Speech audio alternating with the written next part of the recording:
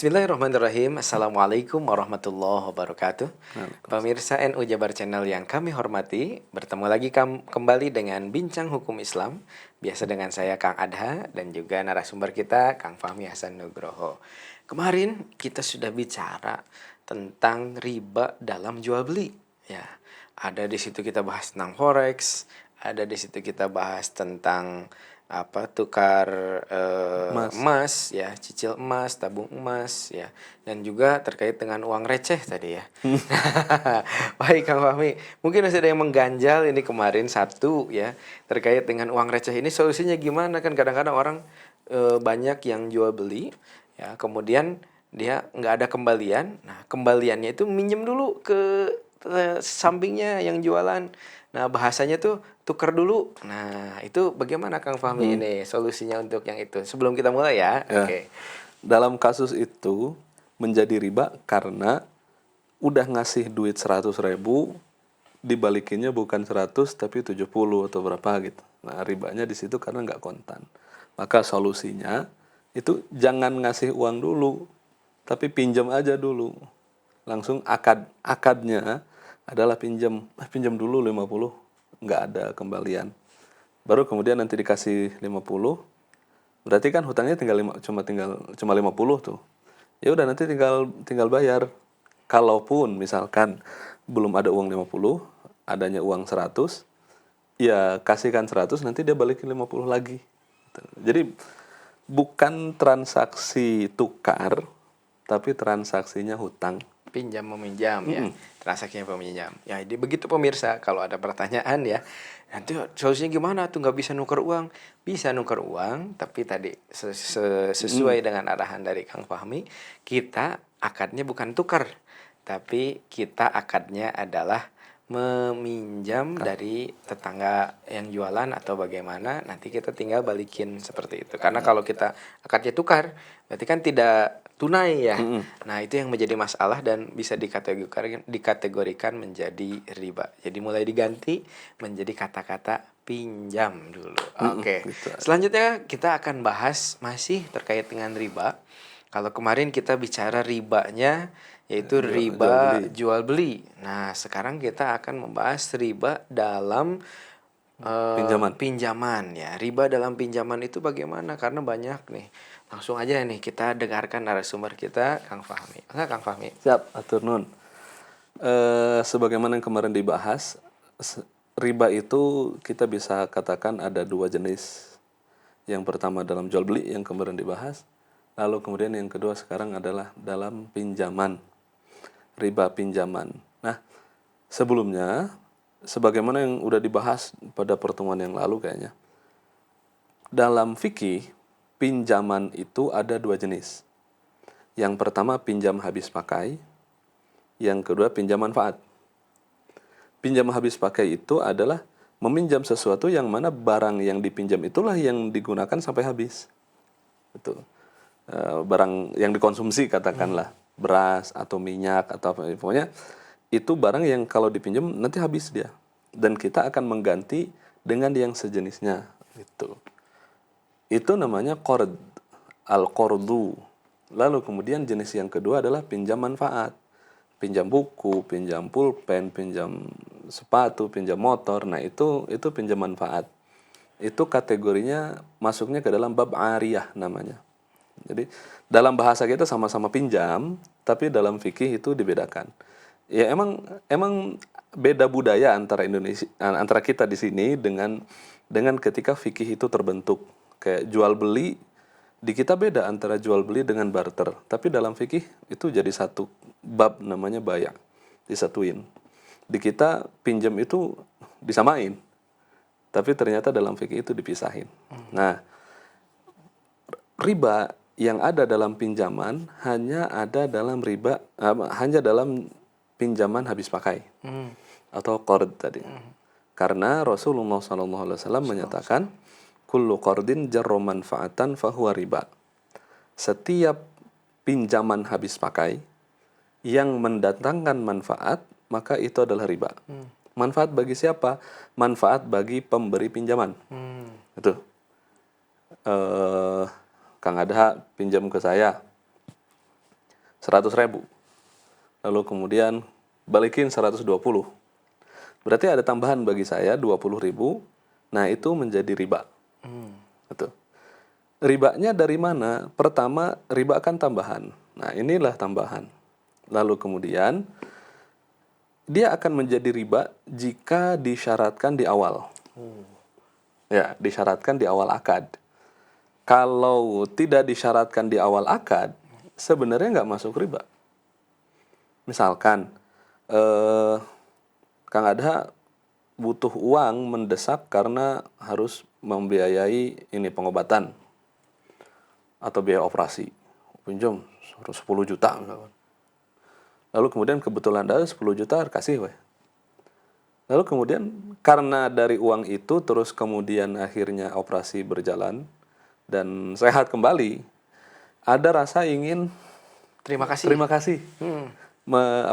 Ya terima kasih, berbalas budi lah. Akhirnya ngasihnya nggak 10 juta lagi tapi 11 juta. Boleh atau tidak semacam itu boleh. Karena apa? Karena pertama tidak disyaratkan dalam awal akad. Itu satu.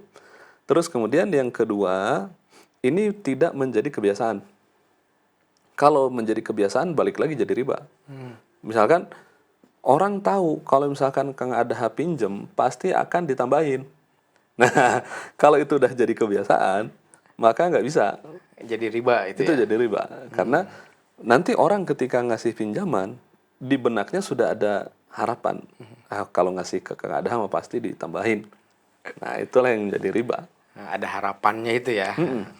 Nah, dan ini dalam praktiknya dalam transaksi kita masa Sehari-hari, ini itu adalah pinjaman berbunga. Itu. Pinjaman berbunga dalam berbagai produk itu yang paling simpel itu memang pinjaman berbunga. Nanti akan ada bedanya. Bedanya jauh antara transaksi di konvensional dengan di syariah. Konvensional itu produk apapun sederhana, tinggal menghitung pakai bunga. Mau pinjaman multiguna. Multiguna ya. Multiguna untuk kegiatan macam terserah, pokoknya pinjam ke bank sekian, mau untuk bangun, mau untuk beli rumah, untuk apa. Atau misalkan investasi, kita nyimpen di bank dengan deposito. Deposito nggak mikir ini akadnya apa, pokoknya langsung dihitung bunga sekian persen. Atau bisa jadi yang pinjam bukan kita, bukan bank, tapi pemerintah. Pemerintah pinjam bisa ke rakyatnya dalam bentuk obligasi atau ORI, obligasi Republik Indonesia. Ya. Itu. Jadi nggak hanya tinggal dihitung persenan gitu. Berbeda dengan kalau lembaga keuangan syariah. Lembaga keuangan syariah akan melihat tujuan dari pembiayaan itu apa. Karena kita nggak bisa dong cuma ngaramin doang. Sedangkan ekonomi itu bergerak salah satunya dengan hutang. Benar, hutang itu penggerak ekonomi. Kalau nggak ada nggak ada pembiayaan, nggak ada hutang, ekonomi agak mandek berjalan karena harus ngumpulin dulu duit biar bisa usahakan gitu. Nah, itu nanti bedanya antara transaksi di konvensional dengan di syariah. Kalau transaksi di syariah itu bank atau lembaga keuangan syariah akan bertanya lebih detail terkait uang ini mau dipakai apa. Karena tujuan yang berbeda, nanti akadnya juga akan berbeda. Jadi itu, maka memang ini satu tantangan juga bagi kalangan akademisi ekonomi syariah, karena teorinya ribet. Teorinya sangat ribet. Jangankan masyarakat umum yang jarang mengenal, para pembelajar ekonomi syariah juga seringkali kebingungan. Atau bahkan sebagian dari para pegawai bank syariah itu juga masih kebingungan Terkait dengan akad terkait ini ya. karena sangat rumit. Nggak yang penting persen dan gitu. Tapi akad itu harus menyesuaikan sesuai dengan tujuan Tujuan dari ini. Karena ya kalau dalam hukum Islam Ya, utamanya kita harus tahu ya nanti tujuannya untuk apa gitu.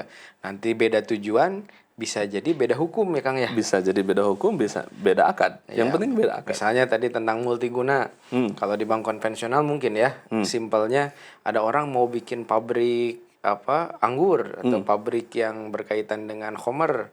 Nah, itu no problem, disilakan aja ya. Kalau di bank syariah pasti akan ditanya ini buat bangun apa gitu kelihatannya ya seperti itu. Sehingga kelihatan ini mana yang apa usaha yang halal ataupun usaha yang haram, dan itu akan berimplikasi kepada ini ya Kang hukumnya ya nanti di akhir. Nah, terkait kembali Kang ke riba pinjaman ini, kalau kita di kehidupan kita nih yang biasa terjadi di masyarakat kan ada seperti gadai emas, ada KPR, ya ada juga jual beli kendaraan ya. Itu kan rata-rata karena belum punya uang pasti minjem dulu istilahnya bahasanya. Nah, supaya kita jauh dari riba ini Kang, mohon diterangkan nih, boleh salah satunya dulu silahkan. Oke. Pertama gadai. Gadai itu yang paling banyak tulisan gede-gede di jalan gadai Iya. terus. Kalau kita kemana-mana ya sekarang udah banyak tuh gadai. Ya. Di mana titik kritis gadai itu? Saya bilang titik kritis itu kemungkinan terjerumus ke dalam hal yang dilarang. Nah, titik kritis katakanlah gitu. Di mana titik kritisnya gadai? Titik kritisnya bukan di barang yang digadaikan. Tapi titik kritisnya ada di tambahan dari hutang. Tuh. Karena tambahan dari hutang nanti tidak sesuai dengan yang kita pinjamkan gitu. Iya. Tapi ada tambahannya. Tambahannya ini landasannya apa? Landasannya, kalau landasannya persentase dan diakadkan di awal, maka itu masuk ke dalam kategori riba. Karena kita minjam duit, disyaratkan nanti dibalikin Sekian ada tambahan. sekian Gitu. persen. Nah, 6% kah atau berapa persen setahun misalkan. Nah, itu riba. itu riba. Karena tadi ada bunga tambahannya. Tuh. Lalu kemudian bukankah di bank syariah atau lembaga keuangan syariah, koperasi syariah itu ada gadai juga? Ya ada. Hanya saja nanti dilihat sesuai dengan tadi, Tujuan. sesuai dengan tujuan. Produk gadai biasanya yang digadaikan adalah emas. Kalau bukan emas, paling biasanya akadnya nanti bukan akad gadai nanti. Biasanya beda lagi. Misalnya tanah, sertifikat. Nah, tanah kan nggak bisa disimpan di bank. Sertifikatnya ya. Nah, sertifikat itu bisa. Biasanya yang digadaikan adalah emas. Digadaikan adalah emas dengan cara gimana? Akadnya sama adalah akad qard tadi, akad qard pinjaman. Dengan menjadikan emas sebagai jaminan. Nah, tapi emas itu diserahkan ke bank. Lalu kemudian emas itu disimpan di bank. Nah, dari sinilah akhirnya bank mengambil keuntungan dengan cara ada biaya sewa apa jasa penjagaan emas ini. Jadi bukan pertambahannya itu karena pinjaman uangnya, tapi karena ada tambahan biaya itu berlandaskan kepada kan kamu nyimpen emas di saya jaga. Nah, jaga ini saya ada jasanya. Nah, itu yang disepakati itu. ya. Jadi kita nyewa deposit boxnya bank untuk menyimpan emas ini. Adapun dari sisi qard, dari sisi pinjaman, ya sudah pinjaman 10 juta balikin 10 juta. Iya. Tambahannya dari cicilan ini, cicilan tiap bulan berapa nih? Ya. Bukan cicilan, namanya sewa. Sewanya. Sewa untuk perawatan emas ini berapa lama nih?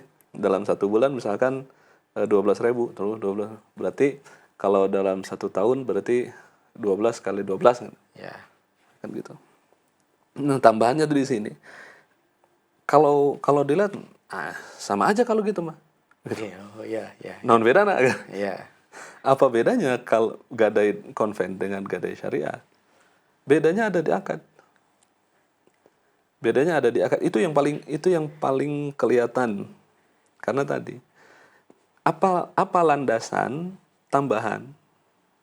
Penambahan biaya Betul. itu ya. Penambahan biaya itu apa? Kenapa pinjam 1 juta lalu kemudian pinjam 10 juta lalu kemudian dibalikin 11 11 juta. juta misalkan 11.500.000. 1.500.000 itu selisih itu datangnya dari mana? Karena akadnya di situ hanya akad pinjaman, lalu kemudian tiba-tiba ada tambahan, inilah riba. Itu riba. Masuk ke dalam hadis yang tadi. Kalau dalam bank syariah, akadnya satu, ada akad qard, qardnya tidak ada tambahan. Ya. Tapi ada akad yang lain, yaitu penitipan emas yang menjadi objek gadai, dia disimpan di sini. Nah, inilah yang kemudian tambahannya tuh diambil dari sini. Jadi bank itu mengambil keuntungan. Ya, bank kan bukan lembaga filantropi. Iya. Bank itu adalah lembaga bisnis. Ya. Gitu. Bagaimana cara bank agar bisa mendapatkan Bertahan dan keuntungan? berkembang ya. Nah, gitu. Itu dengan cara tadi. Dan ini halal. Karena akadnya sewa ijaroh. Ijaroh para ulama sepakat itu boleh. Jadi kalau kita ke bank konvensional nih pemirsa, kalau Kang Fahmi ya, kalau saya simpulkan, kalau ke bank konvensional kita gadai nanti akan muncul persen. Nah ini beriba. Sedangkan kalau kita ke bank syariah, ini berarti kita ada dua akad. Akad pertama adalah akad pinjam, yang kedua adalah akad sewa tempat. Nah, sewa tempat untuk barang yang kita gadaikan. Jadi, yang pinjamannya tetap misalnya tadi 10 juta, ya 10 juta baliknya. Tapi yang tambahannya itu bukan dari pinjaman, tapi adalah dari penyewaan tempat kita menyimpan emas itu. Itu boleh ya, Kang? Iya, boleh. Wah, pemirsa. Jadi, kita harus ngerti nih, beda akad, beda hukum ya. Ada yang satu terhukum menjadi riba, yang satu terhukum menjadi halal karena ya kita betul-betul hati-hati dalam mendapatkan sesuatunya itu ya, Kang ya. Nah kan, kalau ada tambahan, Kang, silakan. Gadai, objek gadai itu kan rohen istilahnya, rohnu. Objek gadai itu haruslah harta. Maka SKPNS nggak bisa. Itu berarti terkategori yang bukan bisa dapat dihalalkan. Ada produk kain tapi bukan gadai. Karena yang digadaikan harta. Kalau SKPNS misalkan, SK pegawai, itu kan bukan harta. Itu hanya bukti bahwasanya peminjam ini adalah pegawai tetap di sini dan dijamin gaji akan selalu keluar. Maka kalau yang digadaikan adalah SK, maka bank syariah menggunakan akad lain. Makanya tadi tergantung tujuannya. Jadi penasaran ini ya. Jadi kalau misalnya bahasa orang kita ya, bahasa kita adalah nyakolakeun. Sekolahkan apa? Sertifikat, STNK, naon deui. Pokoknya yang bisa disekolahkeun lah gitu ya. Karena rata-rata kalau barang kita masih pakai. Nah, kita biasanya menyekolahkan atau menggadaikan itu adalah surat-surat berharganya. Nah, ini masuknya akad apa, Kang? Kalau yang semacam tadi, kalau BPKB sih nanti masih bisa masuk ke dalam kategori ini. Kategori gadai. Karena BPKB-nya yang dipegang. Paling nanti ada satu permasalahan ketika apakah objek rohen itu boleh digunakan atau enggak. Jadi izin kembali dari yang menerima gadainya ya. Nah, itu di situ titik pembahasan lebih dalam. Oke. Tapi kalau misalkan seperti ini, surat tadi ya. Tadi surat surat SK.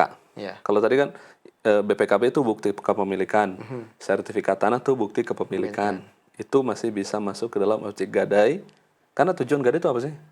Kalau nggak bisa bayar, ini dijual kan gitu? Iya, dilelang. Ini ya. dilelang kan? Dilelang. Nah, itu SKCPNS kan nggak bisa. Ngapain dilelang kan? Ya, atau SK apapun ya. ya. SK, nah, ya. Maka SK ini kalau misalkan modalnya cuma ini, maka nanti akad lain yang akan digunakan tergantung tujuannya apa.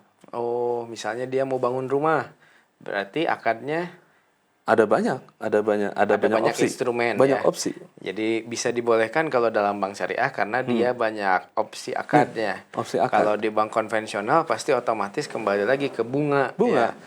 Ininya SK-nya disimpan, dia ngasih sekian ratus juta untuk ya sesuai dengan Tujuan. kita ngajuin berapa, ngajuin sekian, dikasih atau enggak, Plafonnya berapa ya? langsung kemudian dikasih persenan. Kalau dalam bank syariah tergantung tujuannya apa. Tadi beli rumah. Beli rumah ada banyak opsi yang akan diberikan oleh bank. Tergantung, pertama, rumahnya udah ada atau belum?